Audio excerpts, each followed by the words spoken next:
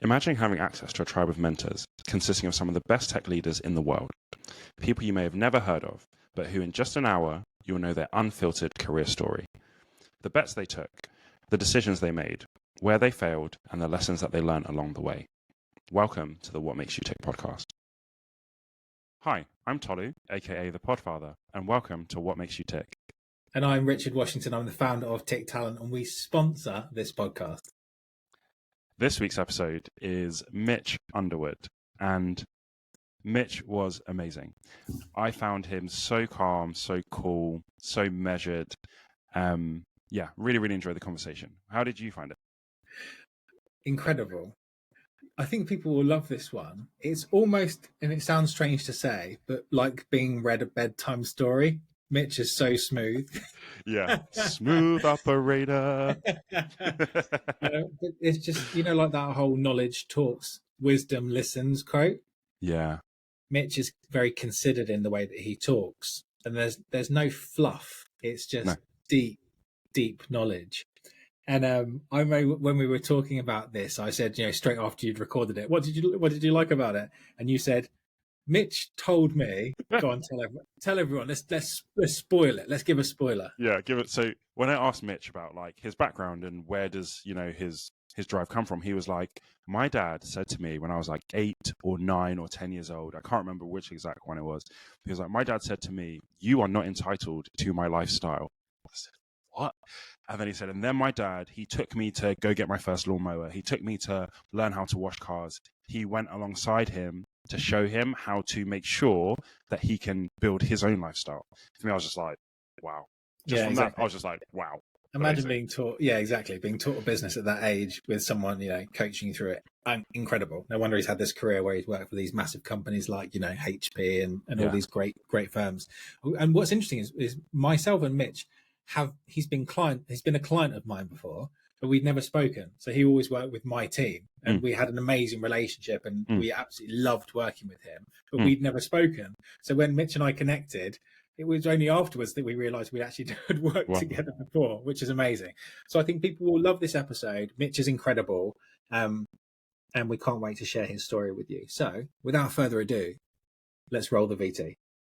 Mitch, welcome to the show. Thanks so much for joining. Thank you for having me. It's a pleasure being here. Yeah, I'm really looking forward to our conversation. So the first question that we usually start off with is, Mitch, what makes you tick? Oh, I think there's a couple things. One is celebrating the people, celebrating the team, celebrating success, learning from mistakes. I think it's also the ability to apply some operational rigor to a marketing space. So it's mixing the art and the science together. Those are the things that really make me tick. And so talk to me a little bit more about the operational side. So when you talk about that, what exactly do you mean? Well, when you think about marketing, and so my role as a marketer is it cannot be done in a silo. The work can be done, but you have to be considerate of how well can it work from an operational standpoint? Is the CRM set up? Is the lead flow set up? And ultimately, it all matters. Does it make good sense, and is it a great experience for the customer? Number one. And then number two, can you get data that's necessary to run your business day to day, and as well as report out more strategic reporting numbers? So I think it's very important to put the structure and the rigor behind it so that the customer has the same positive experience every time, as well as the ability to report out on it. So those are key for me. That's really good. That's really interesting. And so would you mind explaining a little bit about your whole journey to kind of from where you started to where you are now? Yeah, I'd be happy to. So I think for me, my experience has been a little bit unique in that, number one, I've started as, I've done roles as individual contributors. I've done roles as people managers. I've taken roles as, in leadership roles for the company. Each is special. Each has sort of been the building block, for where I am today. And I think for me, it's really about, I've been blessed to have exceptionally good leaders. And I've also been careful to learn from some leaders that were maybe less excellent than others. And, one is a path to aspire to that level. The other is to make sure there's a sort of a guardrail. Don't go in that direction, right? If it didn't feel right, it just, my radar was saying, this is not the way you manage or treat people. I learned from both ends of the spectrum. Thankfully, on balance, I've had, far more excellent leaders that I've worked with and for than the other. So it's all been very, very good, and very, very instructive to how I've progressed in my career, and as well as, how I approach the responsibility of real leadership. Who would you say was the best leader that you ever had? Probably a tie for two people in particular. Okay. And if you want me to name names, I can certainly name names. Name the names. Okay. Give them their flowers. Early in my career, and probably has the most influence because I spent more years working with and for him, would be Scott Nylassi. He was a functional manager equivalent to a VP role at Hewlett-Packard when I first joined. He and I had worked closely together, and even to this day, we are still friends, even though he's retired. Still a big influence on me. He was a guy that probably the most important thing that he understood was making sure that you are crisp and clear on expectations with your team, accountability. And also he understood as a leader, he didn't have the luxury of being emotional and blowing up. And while you might have a natural reaction to do that, it just simply never, ever, ever made good sense. So to this day, I still consider him one of the very finest leaders I've ever had the privilege of working for. I've also had the benefit of working for a fellow by the name of Ferdy Bruinen. And I met Ferdy when I was at 3D Systems, and as part of the pre-divestiture piece of the Quick Parts business, Ferdy came in to lead the on-demand custom parts manufacturing business. And he too had many of the same traits that Scott has. And it's really a very, very calm, cool head, very analytical, asks the right probing questions, understood that nobody is perfect, understands clearly that people take on stretch assignments, but rather than point fingers, if something didn't quite go right, he would help clear the path to make sure that we had the highest likelihood of success. So both exceptionally good leaders. And there's one more person that I do want to add, and another fellow that I worked with at Hewlett-Packard, and I remain very, very good friends to this day, is John Leonti. And he was sort of not cut from the same cloth as Ferdy or Scott, but he was a guy that could quickly distill the big picture items down into manageable chunks. He got it right out of the gate. And he was also a leader that people really enjoyed working for. He was a very, very good leader. Clear expectations, never got emotional. He was always there to support the team. And when we had the successes, which we did quite often, it was never him taking a bow. He was always making sure the team got the recognition. Now, in the event that we didn't have the success we had hoped for, he'd go to the woodshed, and he'd be the one. He wouldn't point fingers at anybody else. But when it was done, we all had an opportunity to debrief and learn from it, right? He didn't want to go through it again. And he made it clear that we didn't want him to go through it again. But it was, three very, very solid leaders in my career history. Yeah. So as you started your career, you mentioned about Hewlett-Packard going into somewhere that's like a great leadership environment. Sometimes those environments can be quite demanding. Did you find it difficult to adapt to quite a demanding environment in terms of there's quite a high expectation to deliver, or was that quite natural to you? I'd like to say that it was quite natural, to me from my upbringing with my dad, who was set pretty clear expectations, and he didn't really tolerate nonsense, right? So he had instilled a good work ethic in me to start with. But I will say it was an eye opener, stepping into a giant organization. Hewlett-Packard at the time was well over $100 billion a year in revenue and roughly 300,000 employees. It was a well-oiled machine. and it had some extraordinarily capable, gifted, solid people. The best of the best, I think, was there. And man, I was honored and privileged. I felt really privileged to be part of that group. Certainly overwhelmed. I can still recall a day when we had gone down into the auditorium, and I thought I was going down there to be a participant and an audience member. And my good friend John Leonti passed me some slide material and said, guess what? You get to present. And this is across to many of the senior leaders, the marketing leaders at Hewlett-Packard. Wow. And I had probably had maybe a month under my belt. Anyway. Straight into the deep end. Oh, you talk about getting tossed into the deep end. But It was a good experience, right? And I think that that not only were they very bright, capable, smart people, they were very polite and they understood I was new. And they were kind. As rough as my presentation was, I'm certain it was quite rough. They were still very kind and polite, and it was a great learning experience. Yeah. You mentioned about your dad, and when we did our pre-call, you mentioned something that your dad told you from a young age that really stuck out to you, and that kind of set you on your path. Would you mind talking a bit about that again? Yeah. So as a little bit of a preface, my dad was a generation or two older than my mom. Okay. He had come out of the Depression era as a migrant farm picker, gone into World War II, came home, went to school on the GI Bill. So life in his world had never been easy.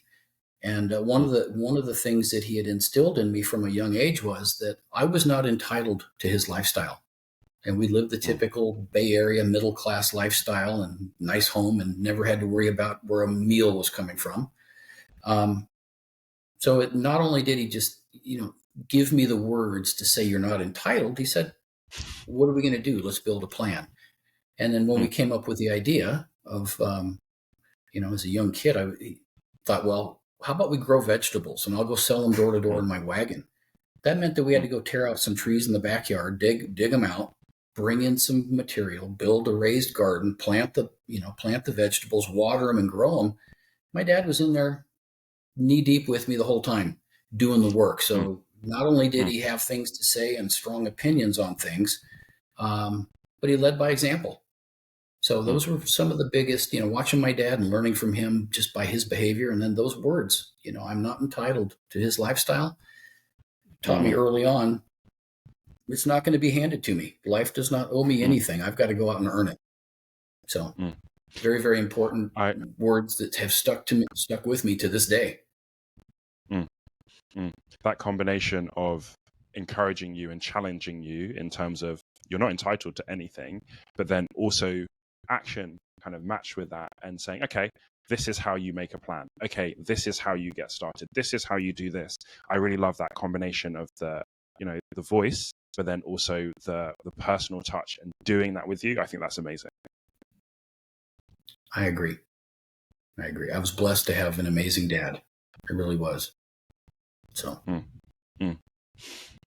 I would love to hear a little bit more about what some of the things that you did about at Hewlett-Packard. So you were mentioning about, operational excellence with marketing. So I would love to hear a bit about what did you do in some of those years that you're at Hewlett-Packard? Well, I've had the good fortune of, I guess if you were to break it down, I've had three unique or distinct, three different careers, both at Hewlett-Packard and then later in my career at Hewlett-Packard Enterprise when the two separated. And it spans 15, 16 years altogether. Okay. My initial role was really to come in and be a problem solver.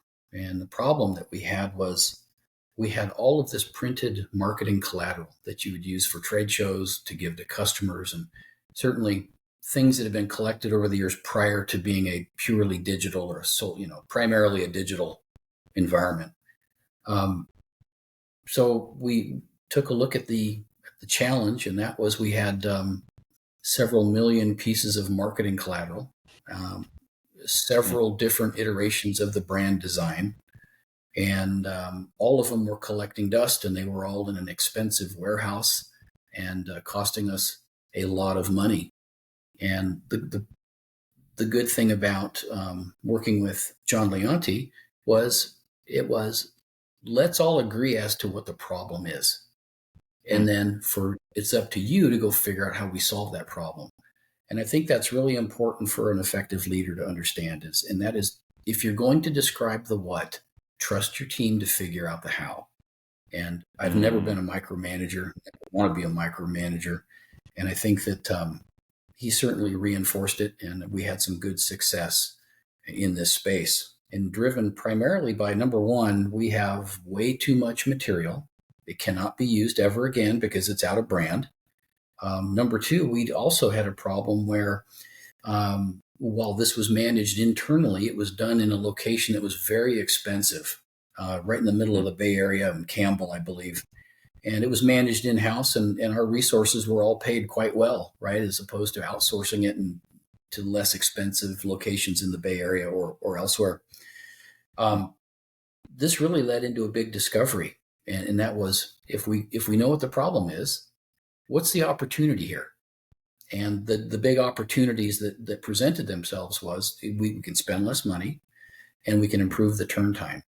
And ultimately, what we did was we developed an outsourced model with a great partner vendor of ours in the Bay Area, worked closely with them, and we eliminated all of the excess material that was out of brand. Number two, we made sure that we had all of the digital files where we could actually do the printing. And then number three, what we did was we took a look at what is the intended use for this marketing material? And is there enough of a demand right out of the gate where we can go right to offset printing? If that publication happens to be a year old or older, maybe what we do is we run it off on an Indigo machine, an HP Indigo machine, or we could even run it off on a high quality LaserJet. We had, incredible printers. So we had the opportunity to print what we needed when we needed. And I think that we found that the common challenge was this. When you are a marketer and you own the budget and you go to your agency and they say, I can print you these brochures. We understand that you need 1,000, but if we print you 5,000, your cost goes from 50 cents a piece down to a nickel. Well, who doesn't want a greater, a better buy, right? Better value for the company. But we understood too the importance of understanding what was the true cost of the pubs that were used, the actual use, right? You spent 5,000 and only 40 of them got used. That's a pretty expensive piece. So ultimately, we revamped the entire model and we moved away from print to stock and moved to print on demand model. It ended up saving millions of dollars a year, and it actually improved the turn time. So historically, it would be 2 to 3 weeks when those publications would land on your doorstep. You're a marketer, you're going to a trade show, you need those 500 catalogs. Chances are that 2 to 3 weeks wouldn't work for you, and you'd have to expedite the order, more costly. And then we got it down to the point where it was everything was shipped the next business day, same day or next business day at the latest. So we could eliminate the expedited fees, we eliminated the storage fees, and so on. And it was a great first foray into an incredible company like Hewlett-Packard. Great project. This was piloted in the U.S. and ultimately it was out globally.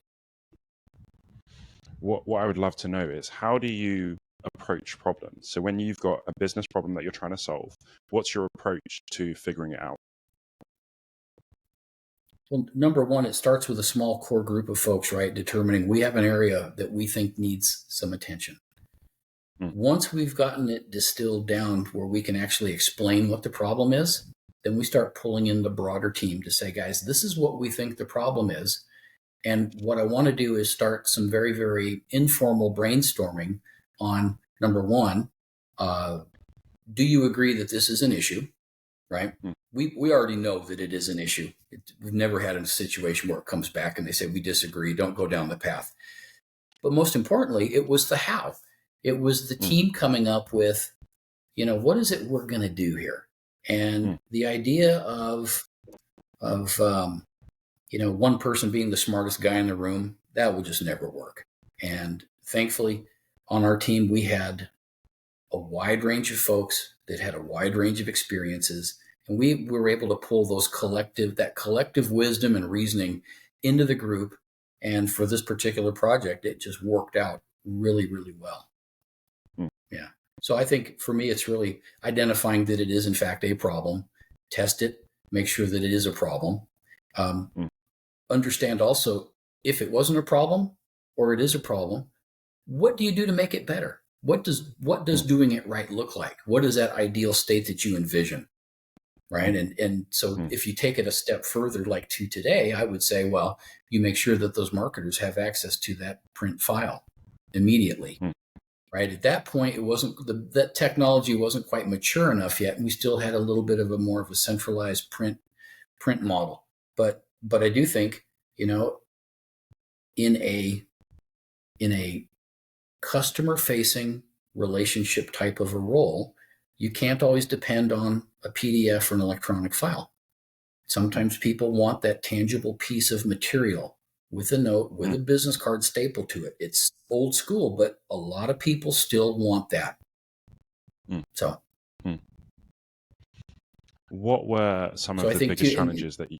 Look, oh, sorry, you go.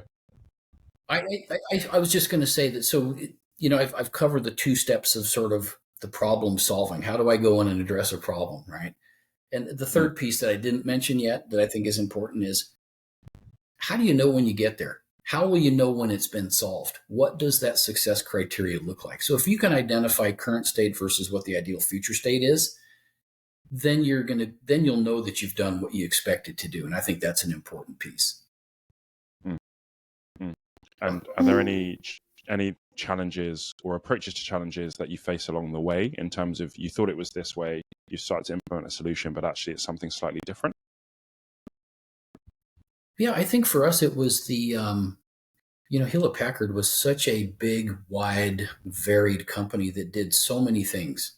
Printers were big. PCs were big. Enterprise servers were big. Each of these, at the time, over $100 billion in business. And I think that the sort of the initial legacy thinking was, we need to have an infrastructure that supports each of these businesses, including a marketing organization. And for us, the biggest challenge really, I think, was we had some very, very strong-willed senior leaders that were part of these marketing organizations, and rightfully so. I'd be very protective of my budget as well in every situation. Getting them to agree that we were going to centralize and consolidate a print budget was foreign to them. The idea that they would lose control over it was very troubling, right? And because you get a budget cut, it's very tough to get your budget back. And you start losing flexibility as a business leader when that occurs. But ultimately, over time, and Scott Nylassi was involved, John Leonti was involved, and they certainly were. They had the relationships established. So a great idea, yes or no.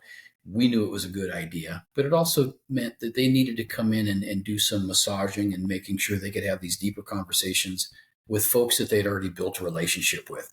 So number one, getting folks to release a budget. Probably the biggest unknown for me at the time was, even though it's a great idea, I didn't build credibility overnight with these folks. And it was only through the credibility that had been built previously with Scott and John at the time that we were able to make it happen.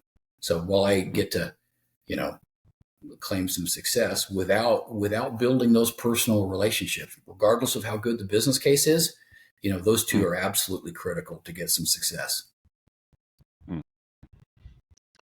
At what point did you start leading your own teams along this journey? That would have been near the end of this project. Okay. We had also gone in and started saying, well, if we can fix this, if we can start making this better, this piece of it, right, the print to stock model, we also started looking at the relationships that our marketing teams have with the creative agencies. And we quickly realized that there was significant markups being added to the paper acquisition, the cost of sending it to the printer, the cost of the ink, and so on. Everybody along the line was adding their margin. And what we started doing was we worked with a paper supplier here in North America that had a global footprint. And we started developing a model where we had relationships directly with the paper mills themselves. So when the creative agency would come in and say, I'm going to do this this, let's say it's a 4-page or an 8-page brochure for you, they were going to be charging us for the creative work. We'd have a direct relationship with a printer and a direct relationship with the paper mill, made sure paper got to where it was supposed to go. All of this required some manual touches, and this is when I started getting a team of folks that I worked with very, very closely. So again, that was sort of the, project 1B from 1A, and it was a great project where we were able to separate out the work. Agencies probably didn't like it so much because it was directly affecting their revenue stream, but it helped us become much more efficient in our spend. And truthfully, I will, I know for a fact that part of our value add was being able to not only consolidate budgets, but drive additional value. We had to show that we were doing something for that particular business unit. And that was, in terms of keeping the same quality, fast turn times, but lower cost. That's ultimately what we were attempting to do. And how did you find it starting to lead people officially? I think it was sort of an exciting time, actually. And I think probably the biggest eye opener was there is no cookie cutter approach to people, to leading people. And so there's really two sides of that equation. One is, am I capable of being a leader? What kind of a leader do I want to be versus just being a boss? I'm not a guy that's just going to go dictate and mandate that things get done. I wanted to be the type of people leader that actually people enjoyed working for, but was effective in that I'd be able to continue being a people leader. The other side of it was learning the subtleties that each team member was unique and different, had different things that motivated them, different things that would cause them pain, needed different accommodations. They all have their own lives. And so for me, I realized very, very quickly on the people are people. They're not a line item on a spreadsheet. And, you celebrate you just celebrate the differences with everybody. And, we're all trying to do a good job. And I think I just believe people inherently are good. And I think people inherently want to do a good job. If I'm an effective leader, I'm going to help them clear roadblocks so they can be effective and do a good job. They want to feel good about what they do. So those are probably the biggest eye openers for me as a young, coming into a people manager or a leadership role. And what were some of the things that you did to grow in leadership at that time? Was it through mentorship? Was it through courses? How did you start to grow and realize some of these things as a leader? It really came down to probably two things. One is just ongoing mentorship with people that I knew and trusted. Scott, John, no doubt. Others along the way. And to this day, 20 years later, I'm still looking for those types of mentors. Because I just never think that you can ever sort of set it and forget it. That just never, that's just not the way that true leaders are gonna manage. The other piece was, where I sat and the work that I did, I had access to some pretty senior leaders at the company. And while I didn't necessarily have a formal mentor-mentee relationship with them, I would certainly try to emulate the behavior of those that I thought were exceptionally good. And there was no shortage of exceptionally good folks there. That makes sense. So you'd mentioned earlier on about, we've talked a little bit about the good side of leadership. I'd love to understand some of the things that you took, some of the lessons that you took from when you've had leaders that weren't so good. Well, I think that for me, probably the big things that stood out. So the common behavior would be, well, I think if you think about behavior traits, right? Folks that are just clearly arrogance, have no interest in the team. They have interest only in promoting their own career. They would be emotional. They would tend to be very, very demanding. Nothing was ever good enough.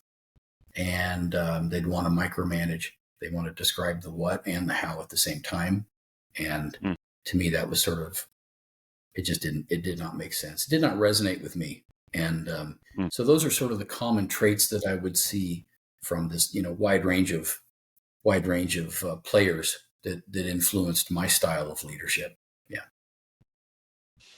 So one of the things I always kind of think about is, why is the bad leader the way that they are? So why do you think some of those people lead the way that they do? And where do you think some of that comes from?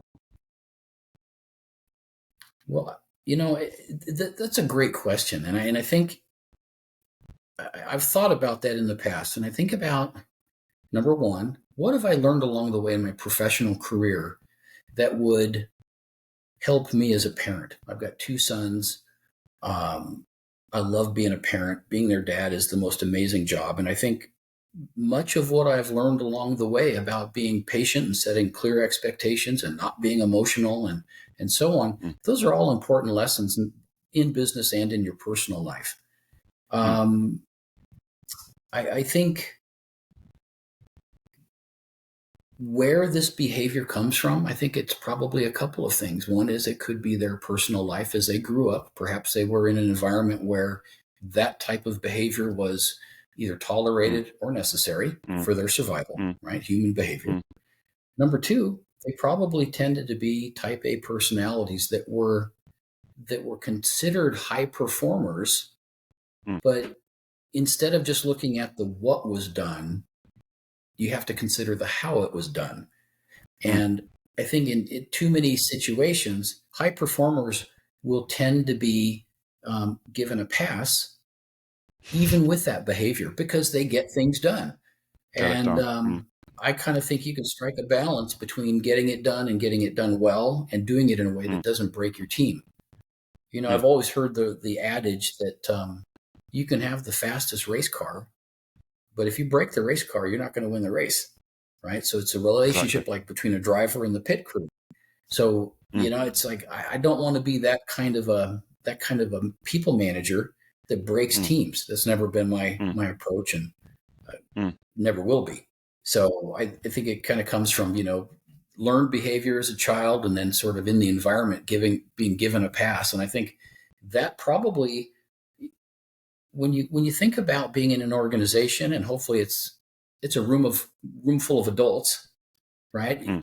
Along the way, some good coaching would have been probably a real benefit, a real blessing for them, right? You don't need to be doing this to still get these great results from your team. But unfortunately, they didn't get that. So, because the reason I ask you about it is because I feel like sometimes when you're in the situation, it's really hard to step back and say, okay, why are they like this? Why are they doing this to me? Because it also feels personal sometimes. And sometimes it may actually be personal, but I feel like at the core of it, like you said, most people want to be good.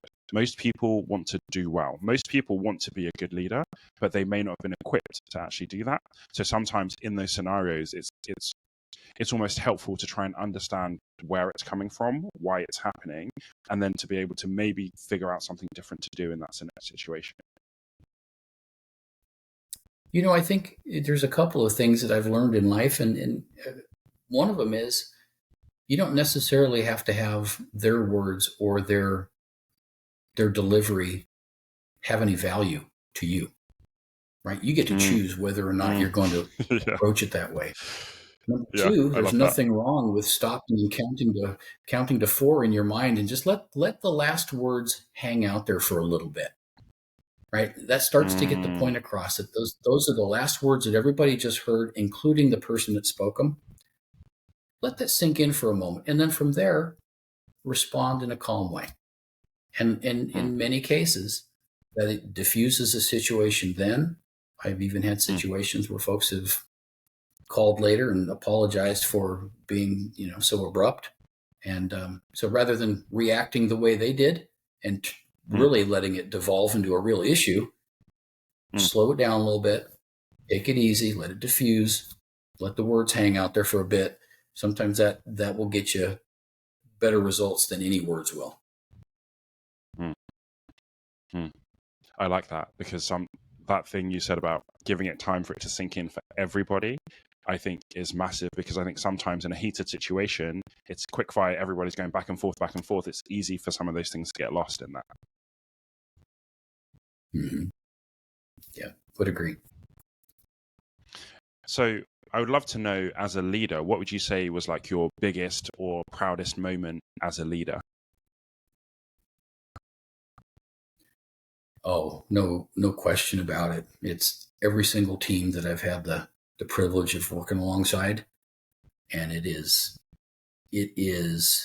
if I take certain situations and I think about teams that I have inherited that or built, likely inherited, that had low morale, low performance, low expectation. Taking teams that are less than stellar performers, and rather than trying to apply the carrot and the stick, it's just simply the carrot. And it goes back to, I believe people want to do well. They're good people by nature. They don't know what doing it really well looks like. That to me is probably the biggest, where I'm the most proud of is just either inheriting and building, or, hiring and building my own teams as well. But ultimately we all become a team, a true team. And what I have found also is that the camaraderie and the friendships that have developed, work friendships that have developed amongst the team members is the most amazing thing. Because if somebody needs to step away for a bit, or they need a break, the rest of the team rallies around them without any prodding or probing from anybody. They just, they know, I think they just behave as a true team. And it's, so having a team is more than just saying, oh, my employees, we get along great and they think I'm a good boss. It's way more than that. It's the relationships and so on that they develop with everybody else in the team as well. And that to me, it gives me the most pride. So you mentioned about teams where you've inherited, and I think lots of leaders have had that experience of you've inherited a team. So I think it's very different when you pick a team. You interview them, you screen them yourselves, you ask them the questions. What are some of the tips that you have for when someone's inheriting a team, especially a team that has bad morale? What are some of the tips that you have in terms of practically getting them to the place where they can be? Really, it's spending some time with them and getting to know really who they are, what's going on in their lives, what makes them tick, what are their pain points, what makes them happy, what are they competitive by nature, do they tend to be a bit of a wallflower? And I think those, understanding who each of the members are, and then arranging those chess pieces in a way that the sum is greater than each individual part. Right? Assuming that a wallflower wants to go out and be a hunter and go out and cold call, that's a mistake, right? But that person can sit adjacent to the person that's comfortable doing it, and they can both achieve great things. So it's just being mindful of the people and how they fit best within the team. It's also, managers that I've had in the past never, ever, ever like to hear this. But I think that people need to understand they have permission to fail. They have permission to make a mistake. They have permission to have an outcome that is less than they expected, right? As long as we're learning from it and we're not making the same mistake, right? Sometimes people want to try. Sometimes people are stubborn. I may say, take path A, and they want to try path B. Well, let's try it. Let's see how it works. If it works, great. I'm going to publicly proclaim how awesome you are. If plan B, my plan works better, then we're going to quietly migrate to that and test it as well. So I think I think we just want to get in there and have a conversation, make it happen. Yeah. Okay. That makes sense. And so when you're building a team, what are some of the non-negotiables that you look for in people that you're going to hire into your team? Oh, that's a great one, because I've had managers that have sort of bristled at the way I approach recruiting. Number one, what I would say is if you're hiring for a known role, you need to understand the role well enough so when you write the job description, it's not a cut and paste from somebody else's work. You need to know what that person's going to be doing so that by the time they submit a resume and they've raised their hand and said, I'm interested in the role, and you have a conversation with them, you're already pretty confident that either they can do the role or they can't. And I think for me, I tend to look at the attitude of the applicant more than the aptitude. In many cases, I have found that the work that we're doing is unique and it's a proprietary system, and they're going to need to be trained anyway. So I care about the attitude. Number two, are they going to be a good fit within the team? Because if we go back to that first scenario I told you about, you got a team that rallies around each other. Well, that same team is going to be much more successful, right, with the right candidate in the role. A, B, if you get somebody that comes in, is a high performer, knows everything, but they're going to be disruptive, I can't go that path. I'd rather bring in the person with the right attitude, train them up, and let them go do great things. So I think that's probably it. I think also, if you're a hiring manager and you know the role, be decisive. You come across the right candidate, start going down that path. I don't need to bring in 20 more people for drill. I'm not going to waste their time or mine and set up hopes when I don't. If this person can do the role, and I don't want to diminish it by saying they're good enough. I want to say we just happen to get an ideal candidate right out of the gate. It can happen, and in many cases, I've hired folks that are exceptionally good, and moved quickly in a week. I mean, we went from an interview to an offer letter in the same week in many cases. Wow. Because if you know the role and you know what personality and you know the type of technical expertise you're looking for, make the offer. So anyway, that's how I approach it. You mentioned about attitude versus aptitude. I feel like aptitude is a little bit easier to identify. What are some of the things or some of the ways that you identify attitude in some of those early interview stages and applications and things like that?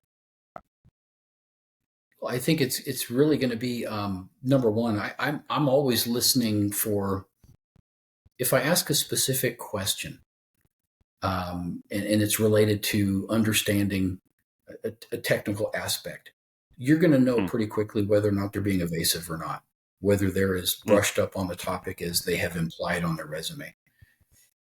First and foremost. Number two, I mean, I appreciate somebody that's got absolute candor. If they say, I don't have any experience, but man, I am curious by nature and I want to learn it, that carries more credibility than them trying to dance around, that particular skill set. So I think it really comes down to, do I think they're going to be a good fit? Are they friendly? Is their demeanor? How is the demeanor on the telephone call? Are they engaging? I think, because I've already read the resume, I've already kind of checked it against the job requirement. My assumption is that they've written it accurately and completely, and I can check the list and then in 15 minutes have a pretty good understanding of whether or not they're going to work or not for the role. So I think it's pretty straightforward. Yeah. Just switching it up a little bit, what would you say was the hardest lesson you've ever had to learn?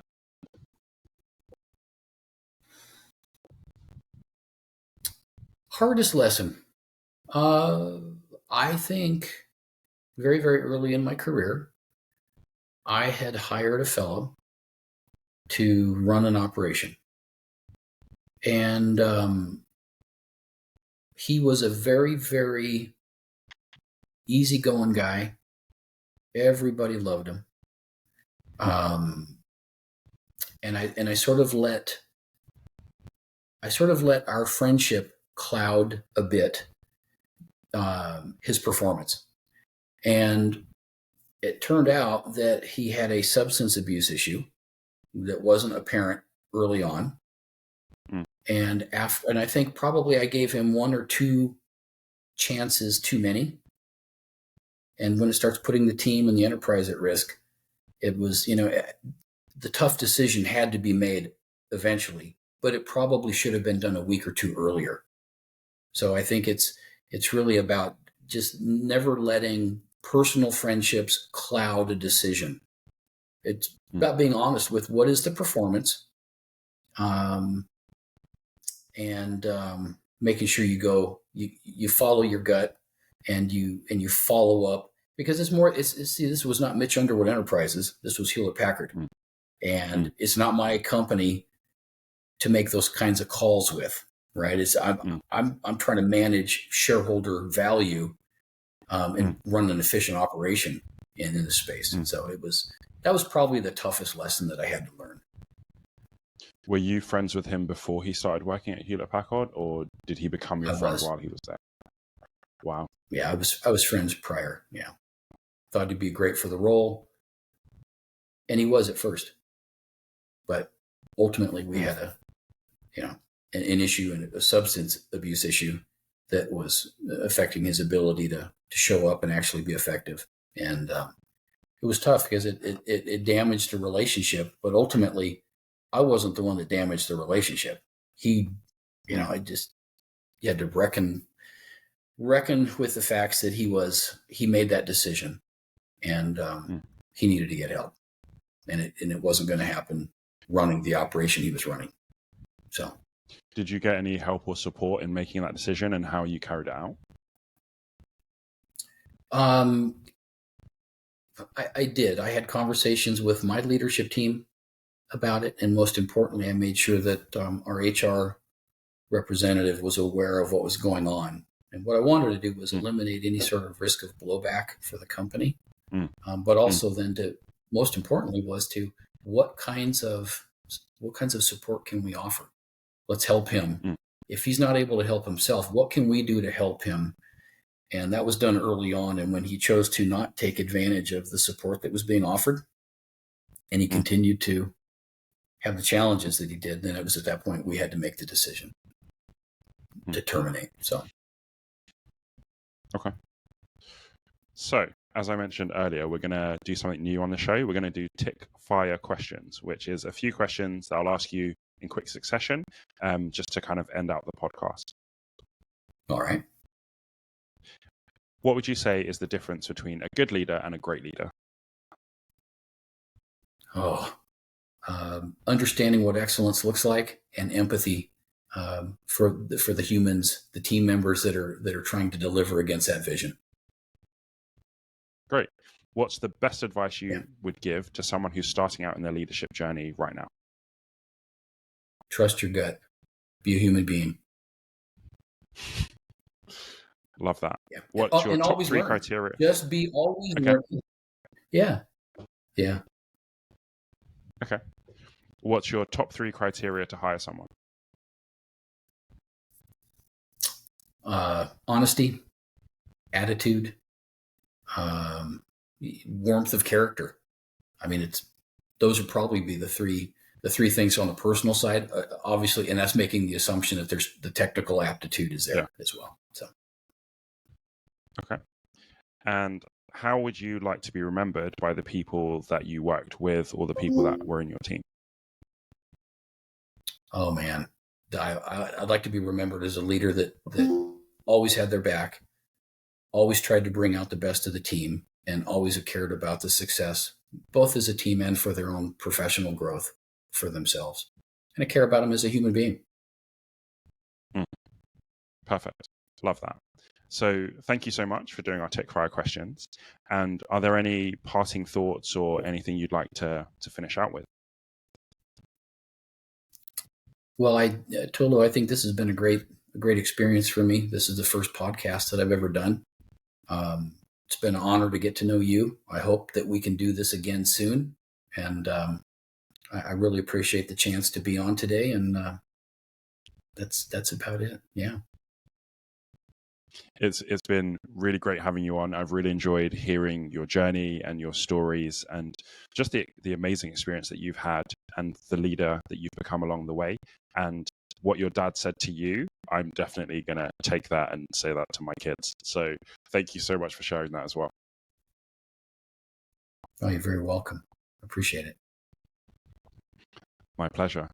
And thank you guys so much for listening. And we will see you on the next episode. Thanks for listening to What Makes You Tick. And I hope you've enjoyed listening as much as I've enjoyed having the conversation. Absolutely. You don't have to have met someone in real life to be mentored by them, right? We've all got favorite sales books. And hopefully this podcast is giving you access to a whole new tribe of mentors who, through their stories and best advice, will help you to achieve a bigger and better career in tech. So if you want to never miss a beat, subscribe now, and then you'll get notified as soon as next week's mentor releases their story. Thank you so much, and we'll see you on the next episode.